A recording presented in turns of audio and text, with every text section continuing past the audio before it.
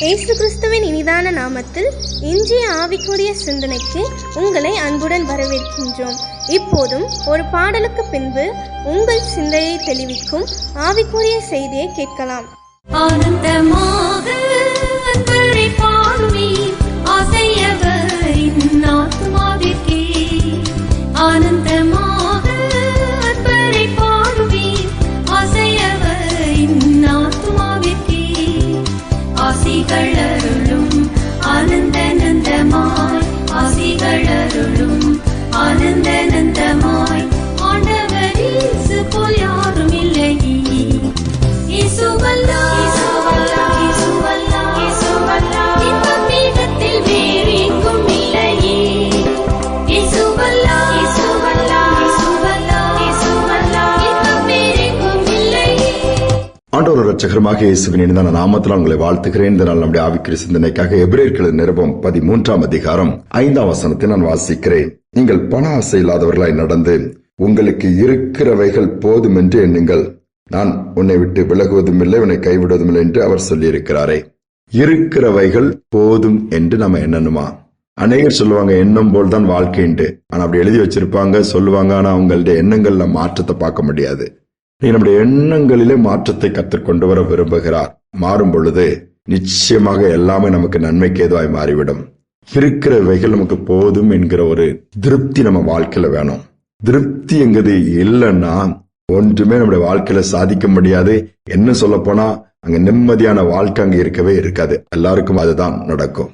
ஆனால் திருப்தியா இருக்க கற்றுக்கொள்ளும்படியா கேட்கிறாரு. இருக்கிறது போதும்.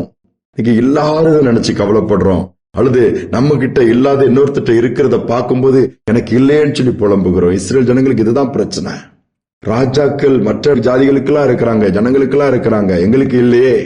சாமுவேல் தீர்க்கதரிசி சொல்றாரு, நமக்கு வேண்டாம், ஆண்டவரே ராஜாவா இருந்து ஆள்கை செய்கிறாரு, அவரை ஏத்தி யாராவது நிக்க முடியுமா? பிரச்சனை வரும்போது அவர் நமக்காக பரிந்து பேசுவாரு, நமக்காக நிப்பாரு, ஸ்பாட்ல வந்து நிப்பாரு. யுத்தங்கள் வரும்பொழுது எதிரிகள் அவர் பாத்துக்குவாரு, அழித்து போடுவாரு. நடத்தணும்னா அவளை அழகா நடத்துவாரு, தேவைகள் அவர் சந்திப்பாரு. எல்லாமே A to Z அவர் பாத்துக்கிறாரு. திருப்பி எதுக்கு இன்னொரு மனுஷனை ராஜா வைக்கணும் விரும்புறீங்கன்னா ஜனங்க கேட்கவே இல்லை. பிடிவாதம் பிடிச்சு கேட்டாங்க. அதுதான் பிரச்சனைக்கு காரணமா மாறிடுச்சு. அநேக நேரம் மற்றவங்களை பார்க்கிறோம், மற்ற குடும்பங்களை பார்க்கிறோம், மற்ற நபர்களை பார்க்கிறோம், மற்ற இடங்களை பார்க்கிறோம், மற்ற வசதிகளை பார்க்கிறோம். எனக்கு இல்லையேன்னு நினைக்கும். பார்த்துட்டீங்கனாலே பாதிப்பு வந்துடும். நமக்கு இருக்கிறத பார்ப்போம். என்ன இது கூட இல்லாம எத்தனை பேர் இருக்கிறாங்க, அதையும் கொஞ்சம் திரும்பி பார்ப்போம். பார்க்கும் போதெல்லாம் நம்ம திருப்தி தானே வந்துடும். எம்மாத்திரம் ஆண்டவரை தாவீதுதான் சொல்லுவார். கடைசி நாட்கள்ல வீடு வசதி எல்லாம் வந்ததும் அதெல்லாம் பார்த்துட்டு, ஆண்டவரே நான் ஒன்னு இல்லாம ஆடு மேய்ச்சிட்டு இருந்தேன். இந்த வீடு, என்னுடைய சந்ததி, இதெல்லாம் என்னுடைய அரண்மனை, என்னுடைய வாழ்வு, நான் இது எதற்குமே தகுதி கிடையாது. எம்மாத்திரம். இன்னைக்கு நாம அந்த அளவு ஆண்டவர் மகிமைப்படுத்த ஆரம்பிச்சிருவோம். ஒரு அருமையான சகோதரன் ஆண்டவருக்கு பயந்துதான் நடந்தார். கொஞ்சம் வயதாயிட்டு ரிட்டைர்மெண்ட் வந்துட்டாரு. சுகர் இருந்ததுனால அது காலில் விரல்ல ஒரு புண்ணு வந்துருச்சு. அதை சுகமே ஆகல. மருத்துவமனைக்கு போனாங்க, அட்மிட் பண்ணாங்க, ட்ரீட்மெண்ட் கொடுத்து பார்த்தாங்க, சுகமாகல. விரல் எடுக்கணும்ட்டாங்க. இவருக்கு மனசே கேட்கல. விரல் எடுக்கணுமா, வேற ஆல்டர்னேட்டிவ் இல்லையா டாக்டர்? நோ. இல்லைன்னா கொஞ்ச நாள் விட்டீங்கன்னா காலை எடுக்க வேண்டியது இருக்கும். சரி, விரல் போய் எடுத்துட்டாங்க. வீட்டுக்கு வந்தாரு, நடந்தாரு, எல்லாம் பண்ண முடிஞ்சு. ஆனாலும் இவருக்கு ஒரு துக்கம், ஒரு விரல இழந்துட்டோமே, ஒரு விரல இழந்துட்டோமே புலம்பிக்கிட்டே இருந்தாரு. ஆண்டவர் சமூகத்துக்கு போகும்போதெல்லாம் இதுதான் அவர்கிட்ட சேப்போம். போயிடுச்சுப்பா, நீர் விட்டுட்டே இருப்பா. ஆண்டவர் இவருக்கு ஒரு பாடத்தை கற்றுக் கொடுக்க இருந்தார். ஒன்று அப்படி போயிட்டு இருக்கும்போது, பாருப்பா, கொஞ்சம் திரும்பி பாருண்ணா. அப்படியா சைட்ல திரும்பி பார்த்தா 2 கால்கள் இல்லாத ஒரு மனிதன் அந்த கிளச்சஸ் வச்சு நடந்து வராரு. அப்பா, அவர் எவ்வளவு சந்தோஷமா போயிட்டு இருக்கிறாரு, வேலை செஞ்சுட்டு இருக்கிறாரு, யார் உதவி நாடல அப்படின்னு சொல்லிட்டு ஆண்டவர் விட்டார். அப்படி கொஞ்சம் தூரம் போகும்போது ஒரு பாட்டு சத்தம் கேட்குது. நல்லா கை தட்டி உற்சாகமா ஒருத்தர் பாடிட்டு இருக்காரு ஒரு பார்க்ல.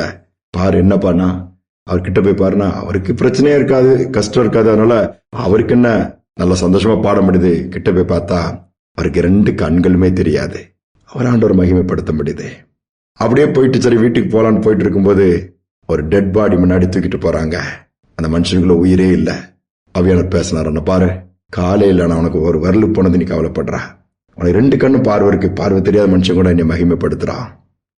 உயிரே இல்ல, உனக்கு ஜீவனை தந்திருக்கிற, இதை விட என்ன வேணும்னு ஆண்டவர் பேசின உடனே, சாரி லார்ட், எனக்கு இருக்கிறது ரொம்ப அதிகம், ரொம்ப பெருசு, நான் அதை ஒழுங்கா உணராம போயிட்டேன். அதை உணர்ந்தாலே நான் எனக்கு கஷ்டங்கிறதே பெருசா தெரியாது, எனக்கு இதெல்லாம் இல்லைன்னு புலம்புறது நின்று போயிடும், இருக்கிறது போதும் பான்னு சொல்லி நன்றி சொன்னாராம். நாம எப்படி திருப்தியா இருக்கிறோமா?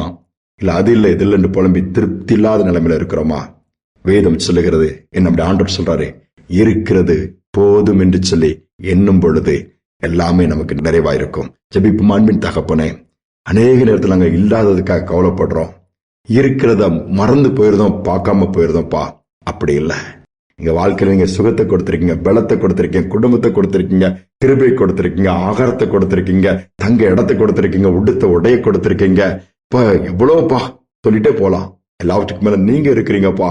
இம்மையோட எங்க வாழ்க்கை முடிஞ்சாலும் மர்மண்டு ஒண்ணு வச்சிருக்கீங்க, மூடு வாழ்ற வாழ்க்கை, அந்த நம்பிக்கை கொடுத்திருக்கீங்க. ஸ்தோத்திரம். இது எல்லாருக்கும் அந்த கிருபை உண்டாகட்டும், அப்படிப்பட்ட சிந்தை உண்டாகட்டும், எண்ணம் உண்டாகட்டும். இதனால அந்த பாக்கியத்தினை கொடுக்கும்படி நான் ஜெபிக்கிறோம். செய்வதற்காய் ஸ்தோத்திரம், நடத்துவதற்காய் ஸ்தோத்திரம், என் மகிமைப்படுவதற்காய் ஸ்தோத்திரம். தாழ்த்தி ஒப்புக் கொடுக்கிறேன் இயேசுவின் நாமத்தில் பிதாவே, ஆமேன், ஆமேன். இருக்கிறது போதும் என்று சொல்லி எப்பொழுதும் அப்படிப்பட்ட சிந்தையோடு கூட இருப்போம். இயேசுவ நமக்கு போதுமானவராயிருப்பார். இந்த சிந்தனையோடு நாளை தொடருவோம். மீண்டுமாய் நாளை தினம் சந்திப்போம். உலகத்தின் பெருமை, செல்வத்தின் பற்று எல்லாம் உதறிவிட்டேன்.